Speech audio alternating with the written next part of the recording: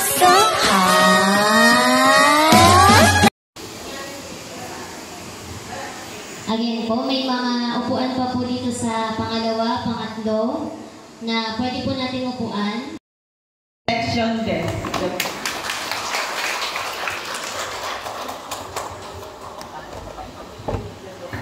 Hello po, good morning po. Thank you po ma'am sa pag-invite po sa amin.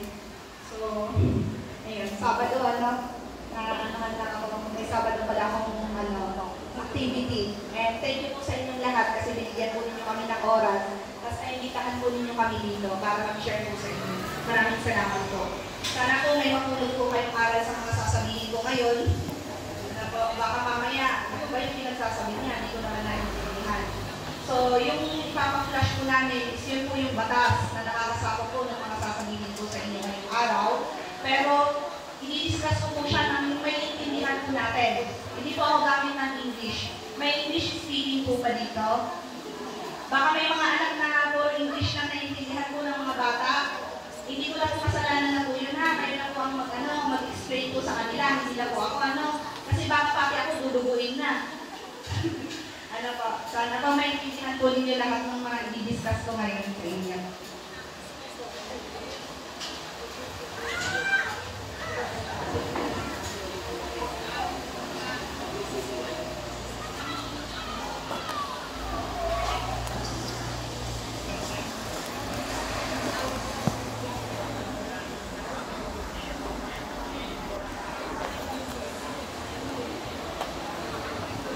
So yung binigay ko po sa inyo na flyers ko, yung mga may hawak po na ganito sa inyo po, Kung nababasa po ninyo dito, yung mga tips po yan. Tips, ibig sabihin mga tips lang po na binibigay namin, hindi po sa pilitan po ito. Pusang loob po kung susundin po ninyo. Kasi tulad nung sa una, iwasan ang pagsusuot ng may iksing damit o palda na madaling hubarin. Kaya lang sa init ng panahon, gusto po natin naka-shorts po, Kasi mas yun, di ba? Mas maaluan yan. Hindi ka may initan. Ilang taon ka natin? 19, kaya ng sarili niya. Kaya niyang tumakbo, nang mabilis, kaya niyang sumigaw ng napakalakas. Ang magpupulis dito, ayan, sexy. Huwag kang lalaman tulad namin kasi bitan mo, galing din kami. Kaya lang, nahihita ng hangin. Ewan ko kung masama umabot yung hangin yan, lumobo na ako. Pangalawa ko dyan is huwag makipag-inuman sa hindi kakilala. Ito po yung usually, ha? Bawal uminom daw. Akala ko may, parang kayo lang nalaman na. Kayo mo lang nalaman na bawal meet up. Ganun po ba? Yan, kasi is, yung nakipag-inuman usually yun po ang nabibiktima. Kasi pag nakainom, sabi ka nila, pag may alak, may bala. Alam na ninyo yun. Kaya kung hindi nyo tayo yung kainuman nyo, umis ka muna kayo, umalis na kayo. Pagka magiging-pagharapan kayo dyan, di ba? Kung ayaw nyo. Pero kung gusto nyo, ay sige. Di ba? Sige lang, inuman tayo. Kasi alam ko, may balak to eh. Type ko naman, sige, okay lang. Kaya lang, type mo nga. Kaya lang, paano kung hindi matakpan ng tainga ng mga bata?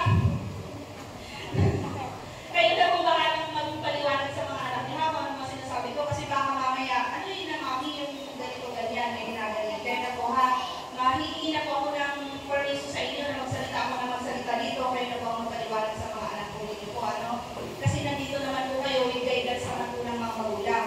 Kasi baka mamaya may magreklamo sa akin. Baka pagdating ko sa estasyon, ito nirereklamo ka kung anong pinagsasabi mo doon, sabihin sa akin po, Ayun na po bahala ka. Sana tayo sa umiinom. Yun nga, sabi ko nga, type mo yung lalaki, type mo siya. Gusto mo siya, kaya yung pag-inuman kayo. Kaya lang, problema, hindi ka lang magaling. Paano yun, nalismaya ka. Tapos kinabukasan, pupunta ka sa amin, magkareklamo ka ng grade.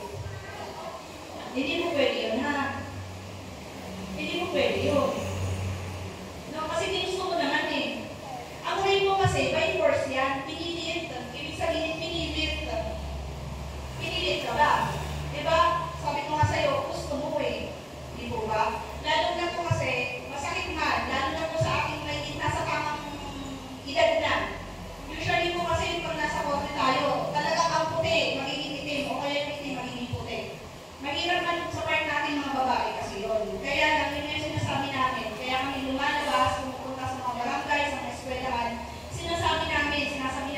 kayo in advance para kung maprotektahan niyo yung sarili ninyo, hindi man sarili ninyo, mga anak ninyo, kamag-anak ninyo, o mga kaibigan ninyo. Kasi alam na po ninyo naroon na pupunta pagka sumama ka sa mga hindi ko kakilala na umiinom. Kami mga kakilala ko pagka nalasing kasi yan, nagkakaroon ng lakas ng loob. Hindi po ako naniniwala sa uminom na nakalimutan ang sarili. Meron siguro pagka talaga uminom ka ng malala, wala ka na talagang matandaan. Pero kung yung sinabi mo, lasing po ako, hindi ko na matandaan, pero kung tanungin kita kung saan kanila ng hotel, alam mo. Lasing po kayo, hindi po lasing yun. Lasing siya, pero naglalasing-lasing lang siguro. Bakit alam mo yung hotel? Kasi kung talagang lasing ka, wala, hindi mo na alam, makisuka mo, hinihigaan mo. Yun talaga ang lasing na.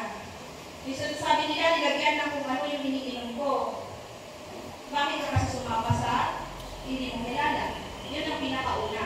Kaya doon din po kami nahihirapan na magsabi kasi ano din kami sa damdamin ninyo, yung mga sasabihin namin, hindi kami pwedeng magsabi ng prangka kasi may mga tao pag nasaktan, nagre-reklamo na. Ay sige, hindi na lang po kami magsasampa ng kaso kasi pupunta sa ibang tao doon kami. Diba? Magtutulpo po, sabi niya. Magtutulpo, no? Yun po. So sana, kasabihan, huwag lang sumama, huwag lang kinuman. Ito pa, maging alerto sa paligid, iwasan ang paggamit ng cellphone habang naglalakad. Ayan, usually tingnan natin. Madilim na nga, cellphone pa ng cellphone kasi kabisado yung daan, lagan ng ganun doon, tapos bigla na lang hinablot. Sa daan, mag-ingat o puro cellphone. Buti kung hinablot ka, kung paano yung cellphone mo lang pala, magnanakaw pala yun. Sa oras ng pag-atake, gumawa ng pag-iingay, sumigaw ng malakas. Yun. Kaya na ano ka din namin, na pagka nabibigyan sa tao, napipili. Yung mga naanohan namin, gustong sumigaw, walang lumalabas sa ano. Kasi dahil tinakabahan, na mental block siya, lalo na sa mga bata, hindi na po nakakagawa ng kahit ng ingay. Kaya doon din kami nag-ano na minsan tinatanong nila sa hotel, bakit hindi ka sumigaw? Ang dami naman pwedeng tumulong sa'yo doon. Eh paano yun? Nabibigyan na kami ng panday yung bibig mo. Paano makakasigaw?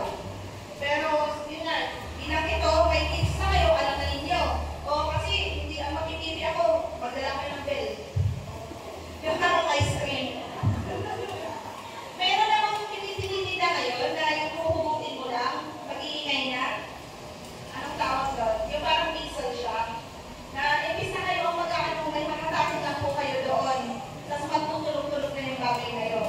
Yun na yung pwede makatulog sa inyo. Kasi nga yun yung sinasabi ko pa sa inyo, normal sa isang tao na naging hindi ko nakakasigaw agad-agad. Talaga yan. Dalas na namin yan.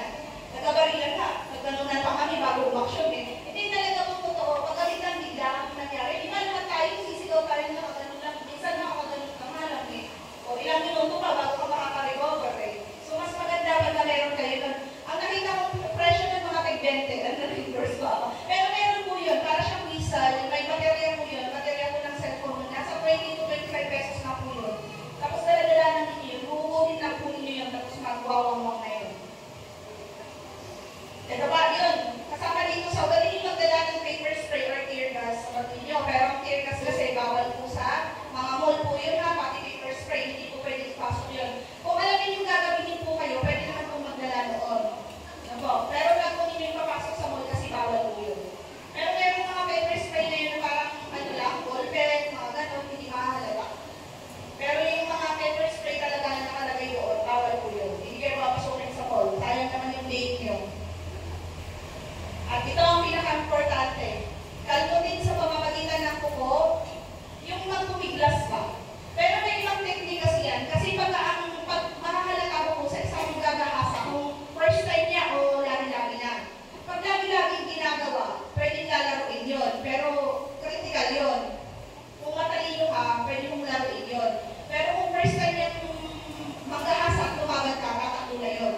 Pero kung batikan niyang nagagahasa yun, pagka lumaban ka, lalong tumitindi ang paghahangad nun na isa gawa kung ano ba nilagabalak niya. So, ano lang talaga is kailangan makaano kayo, makasigaw, makalaban, para makaalis. Pagka meron na yung chance, kahit maliit na chance na i-grab na ninyo yung chance na yun. Huwag niyo pabayaan na gawin ang hindi dapat sa inyo. Nasa panghuli, magsumbo po sa amin. Pag kami nangyari sa inyo, agad-agad magsumbo po, huwag po mabutin ng 1 linggo, 2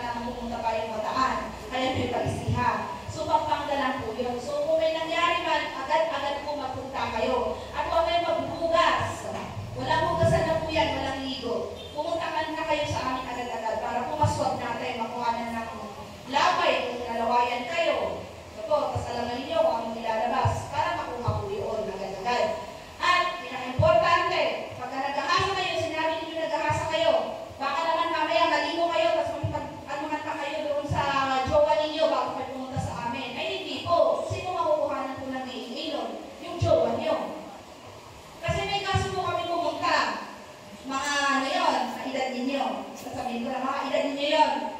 Nireklamo niya yung isang nakaanuhan niya ng Thursday. Alam na po ninyo nakaanuhan ka, hindi ko na po sasabihin kasi may mga bata. Nakaanuhan niya ng Thursday, yun ang nireklamo niya. Magreklamo siya sa amin, mga dalawang linggo, nakakaraan. Nireklamo niya yung nakaanuhan niya ng Thursday. Pero, nung tanongin namin, may Saturday pa siya. O sino ang makukuhanan ng PAA? Si Saturday, hindi si Thursday, di ba? Hindi pwede gano'n. Kung gusto mo magsangka ng kaso, masuhan mo yung dalawa. Kaya lang, mitigating circumstance lang po yun. Yun po yung ipapaliwanag ko sa inyo. Bakit mababa? Sabi ninyo, ang rate hindi napipiyansahan. Pero bakit may nakakapagpiyansa? Kasi may mga mitigating circumstance na po yun. Yung mga nangyayari po kasi ngayon, yung mga bata, 16, 17, 18, may mga 13 pa, na may mga jowa na ibig sabihin, yung nakakuhan po nila is jowa nila. Mitigating na po yun kasi may relasyon po yun. Ang ano na naman po doon, magulang na naman po ang masisisi. Kaya kayo mga bata, naiintindihan niyo, mga 18 kilo. Basta ano, mga pababa dyan, mga 17 pa, mga umaasa sa mga magulang, kahit na 18 ka na, pero sa magulang ka pa rin humihingi ng pera, pambili ng mga damit mo, pang make-up mo, abay pamili ka naman sa magulang mo. Ano? Yun yung sinasabi ko, mga 17 pababa, pakinggan niyo yung mga magulang niyo.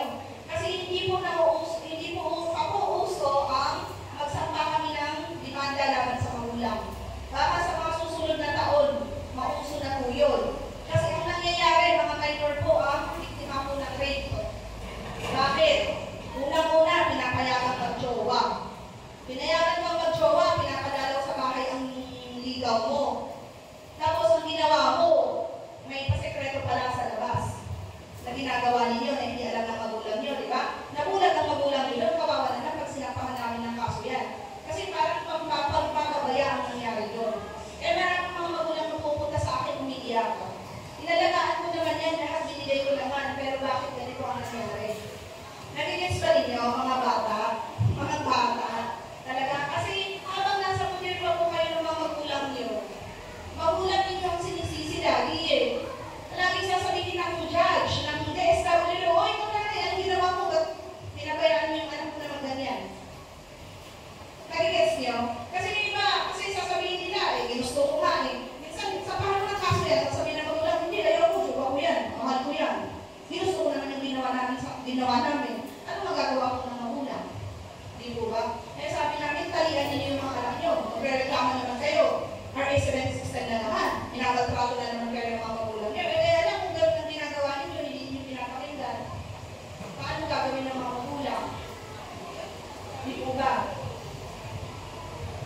Nagigitiya kasi ano talaga.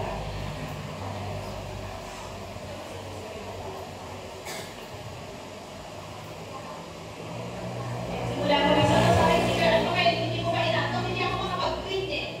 Puro white tayo ngayon, may mga bata eh. Ayan, yung RA 8353, yan po yung rate natin ha. Yan po yung batas natin sa rate. Yung pinapalistas po kasi sa akin, isang daw na po niya yan. Pero mag-focus tayo mamaya sa mga bata. Ano po? Yan. Sa rate kasi, ito medyo paano ba ako mag-explain nito. Sa rate po kasi, kung paano makukumit, meron po yan. Next na po.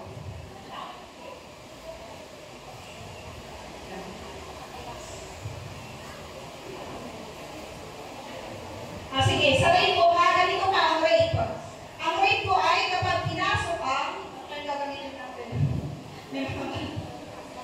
Kapag pinasok ang bola sa ring, rate po yun, na ayaw ng ring, papasokin yung bola pero pinilit. Yun po ang pinakaunahan. Pinilit yung bola na ipasok sa ring, na ayaw ng ring ha, hindi gusto.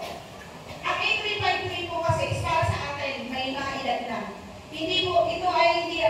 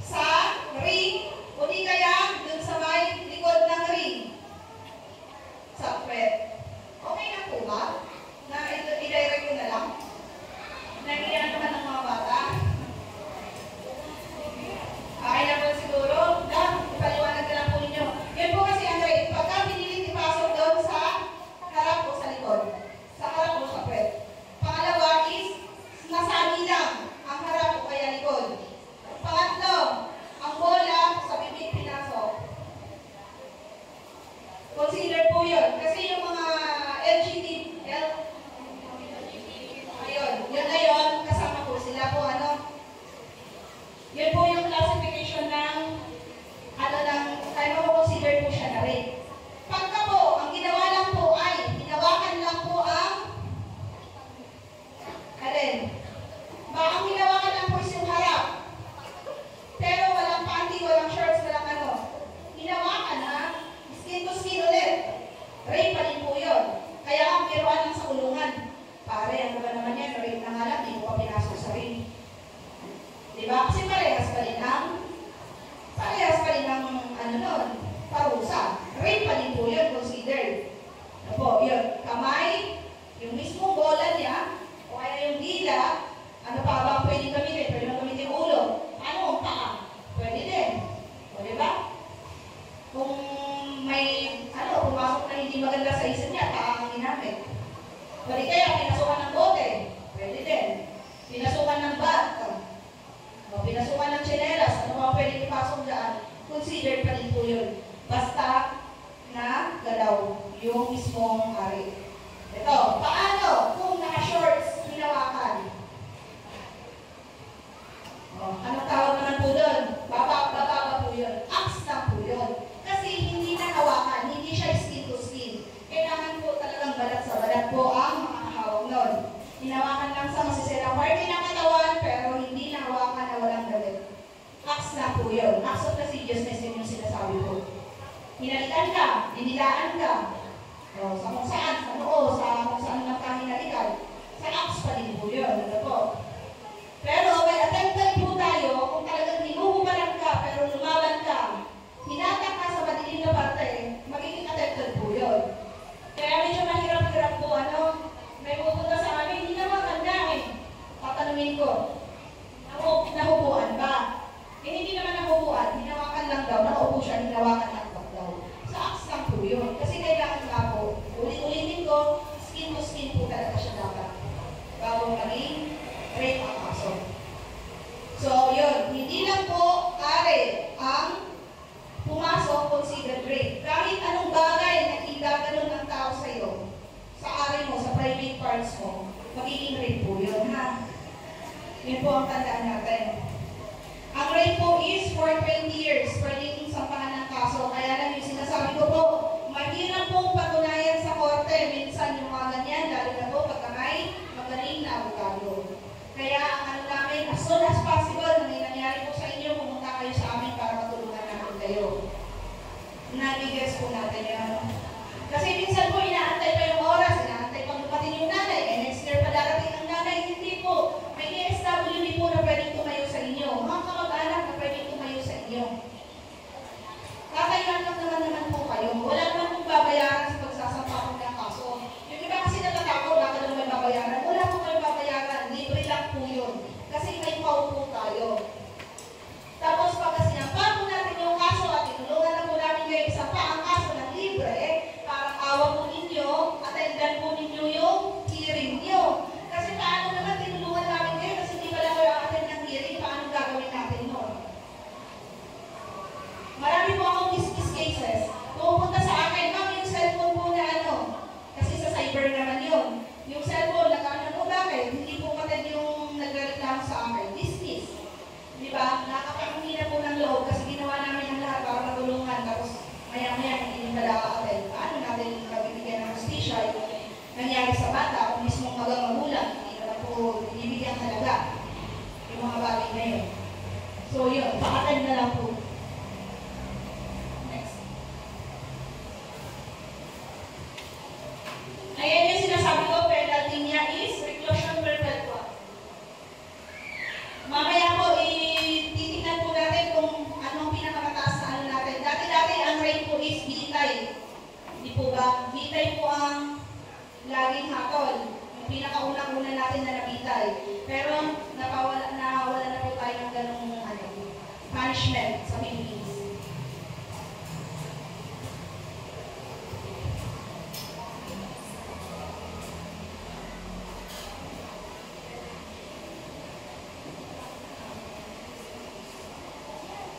Kasi may paliwanag ko lang sa inyo, hindi na po ninyo babasahin yung mga ng rate na baka medyo magugulo yung isip niyo. Pero sa pinakasimple kong pagpapaliwanag, yun na po yun. Kasi yung usually ang sinasabi niyo, paano ba na makumit yun? Ang alam lang kasi ng iba is yung napasok. Di po ba? Yun po yung alam niyo. So, yun po yung sa natin sa rape. Ito naman, magpupunta tayo sa mga bata. RA 7610, rape in relation to RA 7610. 7610 kasi special law yun para sa mga bata. Yung hindi pa 18, kaya kayo, hindi na kayo kasama dito. RA 7610 po, mas mabigat po ang punishment po dun ha.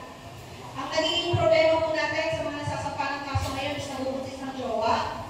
Yun nga po yung sinasabi ko sa inyo, yung mga anak po natin at mga teens. Kasi usually sila po ang mga biktima nito.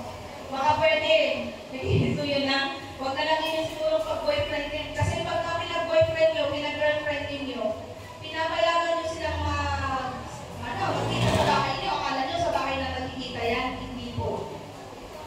Pagka hindi naman po nyo pinayagan yung mga anak ninyo, sasabihin nyo yan, magka-rebelde sila. No?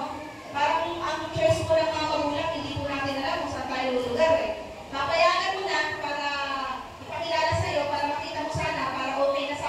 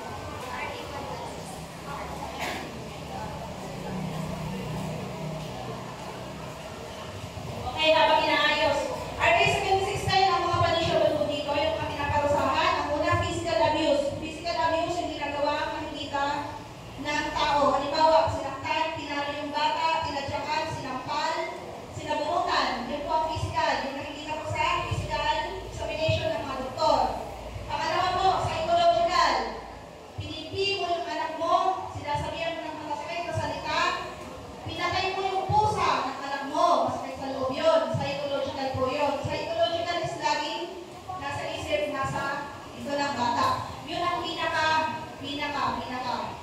Minsan, mahirap gamutin. Kasi ang sugat, nagagamot. Pero yung psychological, ito mahirap po yun.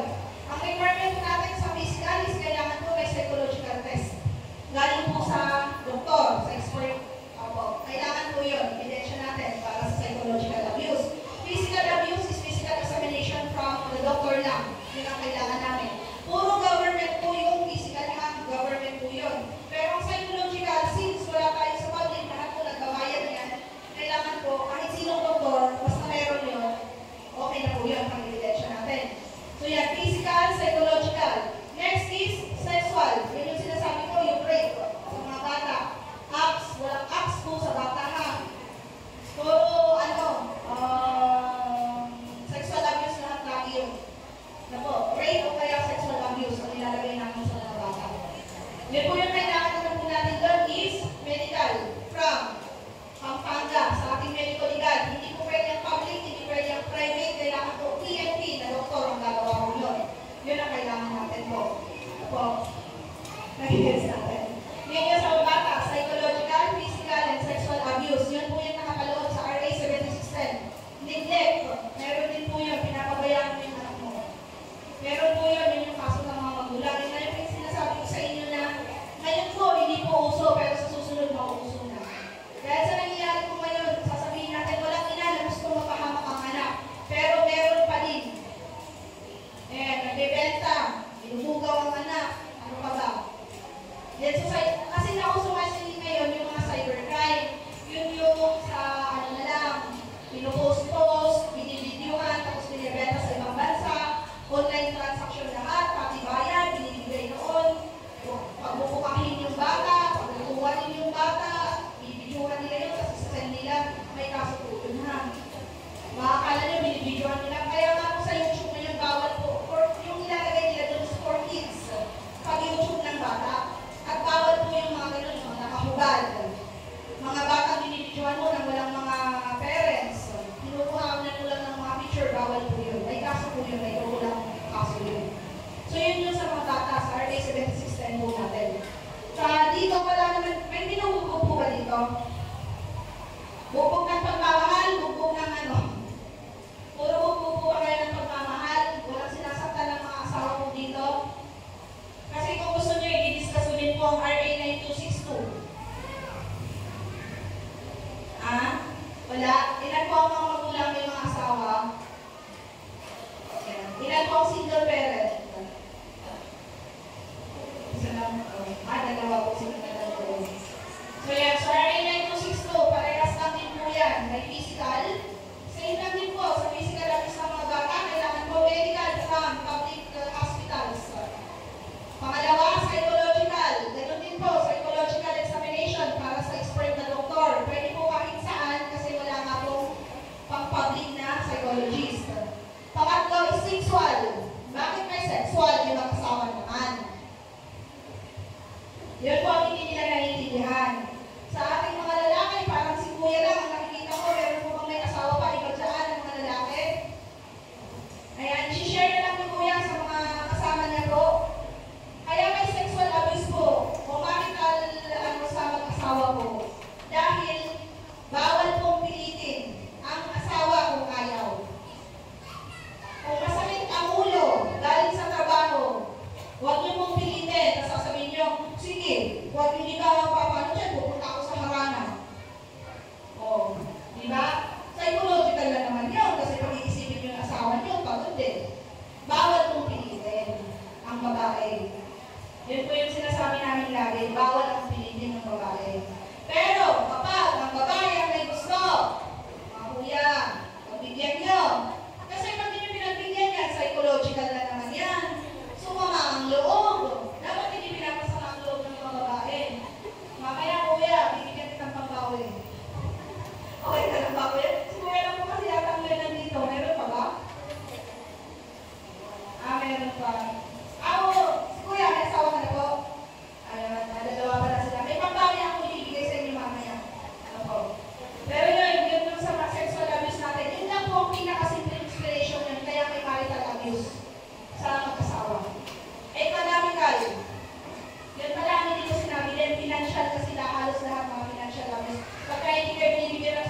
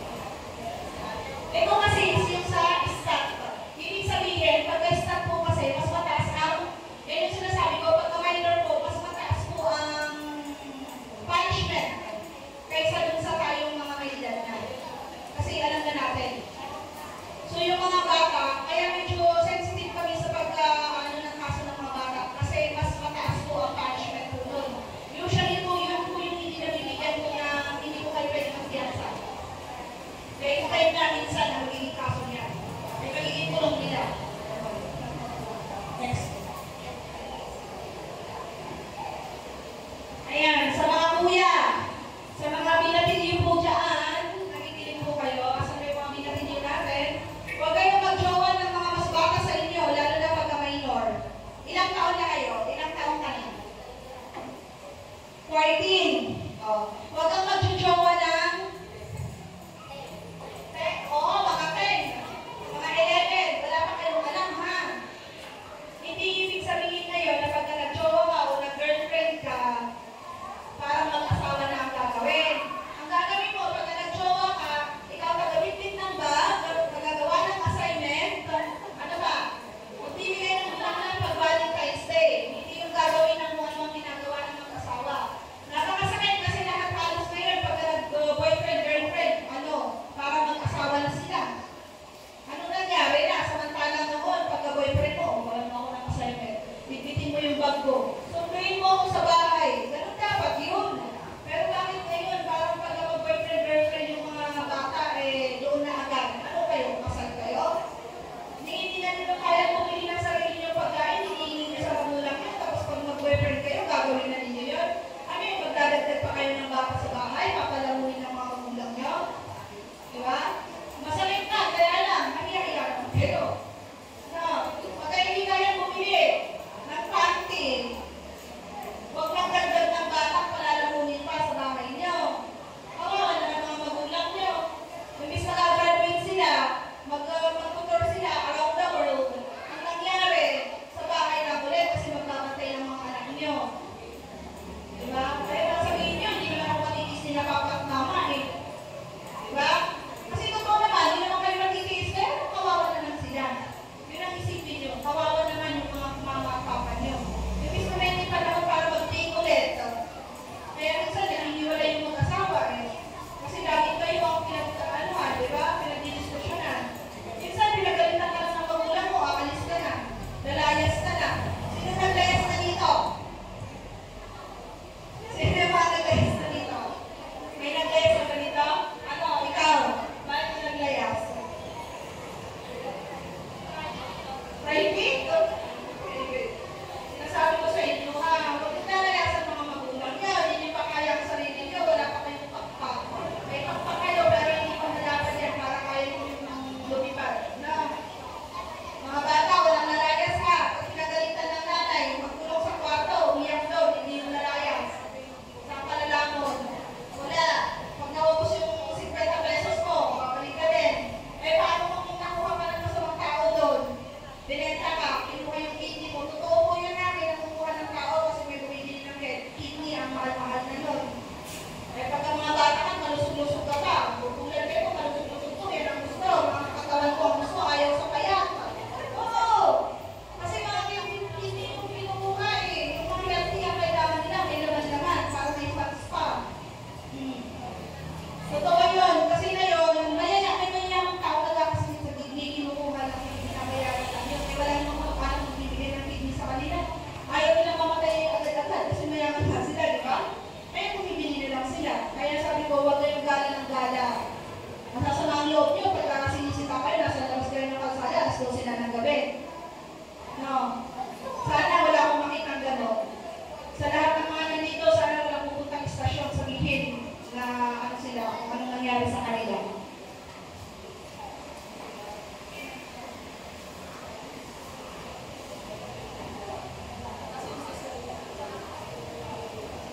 So yung batas po ng lahat na ipakita ko po sa inyo, isama pa rin po yan ng rape. Statutory rape nga na po yun po yung sa mga bata. Kasi minsan po, bakit may start, bakit mas mataas yung kaso nga? Yun lang po ang pagpataas, parang special po sa mga bata yun.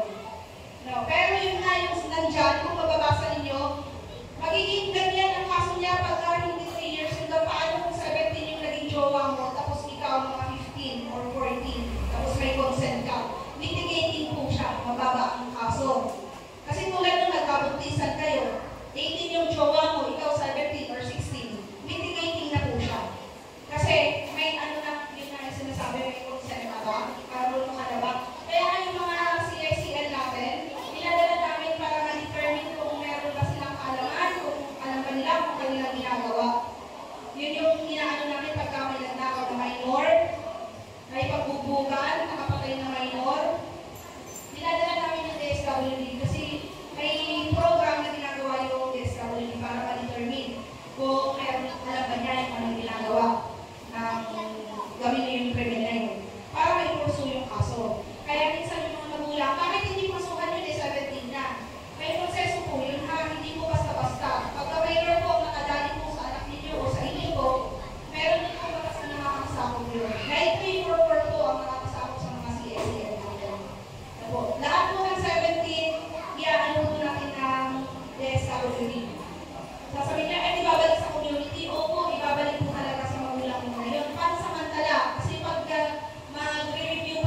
doon, yung DSWD natin. Discernment po ang tawag doon sa ginagawa nila. Pagka nakitaan ng discernment yun, regular filing din po yun, masasampahan din po ng kaso. Ang anak po ninyo, kahit po minor. Nagigets po natin. Hindi po ibig sabihin na itong anak nyo na kung nagtakaw, tapos pinalaya, dinala namin DSWD, tapos kinuha ng magulang ang alaya na yun. Hindi po. Kasi yung nakikitan po may discernment sa ginawa po, itutuloy pa din ang kaso sa kanila. Makakasuhan po yun, baka magtungtong na lang 18, tsaka bumaba yung warrant niya, tulong agad siya. Kahit 17 siya or 16 na kumit po yung kaso. Nagigets natin. Kaya yung mga minor, sasabihin nyo, hindi kayo makakasuhan. Makakasuhan po kayo. 16 and hanggang 17, nakakasuhan po yun. Naiintindihan po natin. Mga mga kabataan. Kasi baka akala nyo, gagawa kayo ng krimen, hindi naman yung masasampahan ng kaso. Nasasampahan po yun. Sisigilin kayo pag 18 na kayo. Sayang ang pag-aaral nyo. Halimbawa, nag-crime ka, tapos may kaso ka palang rape. O, wala na. Sayang lang. Eh, pagkamural pa naman ngayon, parang hindi ka sanipin yung ibang kumpanya. Lalo na pag na-private, mga ganon, ayaw nila ng mga may kaso. Kaya nga may DI din, may background investigation na ginagawa. So, habang bata kayo, gawin na lang po natin ang tama.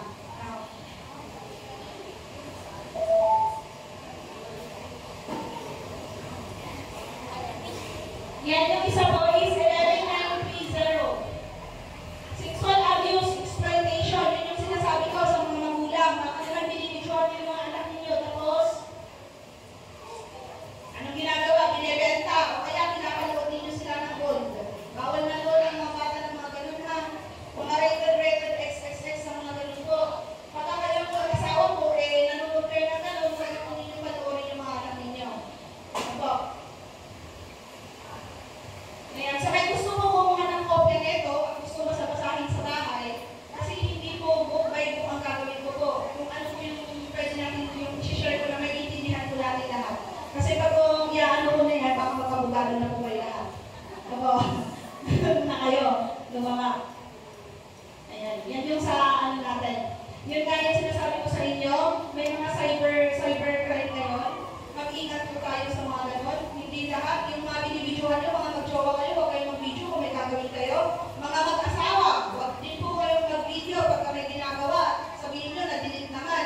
Ang video po sa cellphone, pwede po makuha ulit yun. Makakala nyo, na-delete nyo, wala na. Pagka magaling po yung technician, mababawi ulit. Makukuha ulit yun, nare-restore yung mga video nyo. Ang video po natin ngayon sa social media po natin na ngayon, ang video po, hindi po basta-basta nabubura yan. Pagka naigalat na po yan, naigalat na yan. Ganito, pagka may scandal sila, pinost. Lahat yun, nakita na lahat. Tapos ngayon, ipapatanggal nila.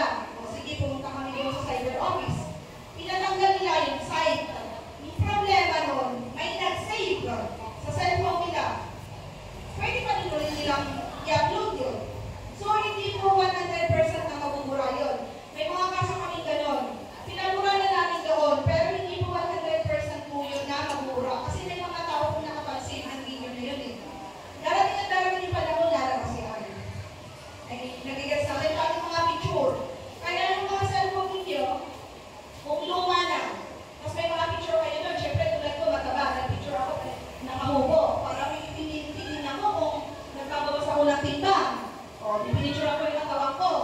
Tapos binura ko yun. Tapos yung cellphone ko, binenta ko. Eh, yung technician, lolo ko, ni-restore lahat ng mga nasa files nun. Nandun lahat ng mga picture na ako ba? Ayun, pwede na nila ikalat yun. Kaya mas maganda pag may cellphone kayo na gano'n na alam ninyo may na-picturean kayo o na-videoan kayo na hindi maganda. Huwag nila ibenta, sirain na ninyo. Huwag hindi na pang-benta yun, hindi na pang-bigay sa anak. Hindi na po pwede yun. Kasi mayroon na kayong record doon sa cellphone. Magagaling po sila. Kaya huwag na lang po yung bigay yung mga cellphone na yung pinagawakan. Pwede sa anak mo, pagka-asawa nila ibebenta o kaya ipaparestore sa ano. Kasi lahat talaga meron na restore na. Naiintindihan natin. Tapos yung mga naloloko sa ano, dagdag ko na rin po yung mga na-scam dyan. Sila po may jowa ng mga foreigner dyan. Baka may mga kachat na foreigners.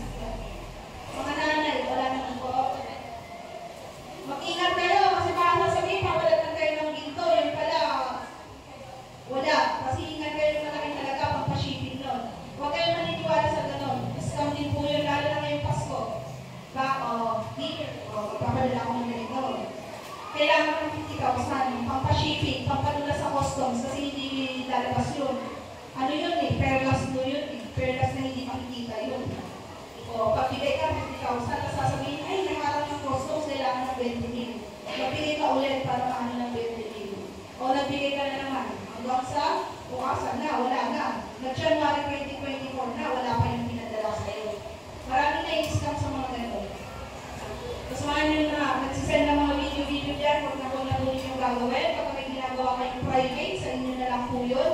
Kasi pag kumalat yun, hindi na po mababawi. Napagura natin, pero pagdating ng panahon, baka anak niyo pa ang makakalungan niya.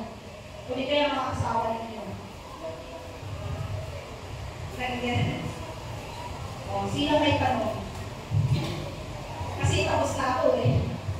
Yan ang naman, rape, RA 9262, RA 7610, acts of lasciviousness, cybercrime, na may kinalaman sa mga, natin mga bata. Yun po yung sa aming possibility ha. Tapos ito po pala, nilinawin ko din sa 9262. Halimbawa, sabihin ni nanay, binugbog siya. Sabihin ng asawa, hindi naman siya binugbog. Kami po, pag kami dumating po nagre-reklamo sa amin, kahit wala kami nakitang guro, o ano pa man, basta nandun at nagre-reklamo at umiiyak po sa amin, gagawin po namin yung demanda ha. Huwag po kayong magtatanong sa amin, sasabihin niyo, wala namang sugat, wala namang ano, hindi naman kinanti ni Papa yan, kung sasabihin niya, kakasukan niya si Papa. Wala na kaming magagawahan sa po ang pulis po dyan. Hindi po katulad ng ibang bansa na pagka wala talaga kami nakita, hindi namin gagawin ang kaso. Sa amin po, lahat po nang dumarating sa amin, gagawan po namin ang gagawan. Lalo na po kung artista yan. Artista, magaling umiyak, di ba? Lahat iyak niya, lahat huy-huy na siya dyan. Di ba? Wala po kami magagawa kung di gagawin po yun. Kaya kayong mga tatay, sinasabi ko ulit sa inyo po, ingatan po ninyo yung mga asawa niyo, huwag magpapasakay ng loob. Kasi pag nagdrama yung asawa niyo at pumunta sa akin, wala po kami magagawa kung isampahan ng kaso, sa korte na lang po kayo magkaharap. Doon na po kayo magpapalik-aklakan. Sa amin po, basta may nagreklamo sa amin, gagawin po namin yung kaso. Sa rating po, ganito po, yung tulad ng sinabi ko sa inyo, may Thursday shot at saka may Saturday, sinasabihan po namin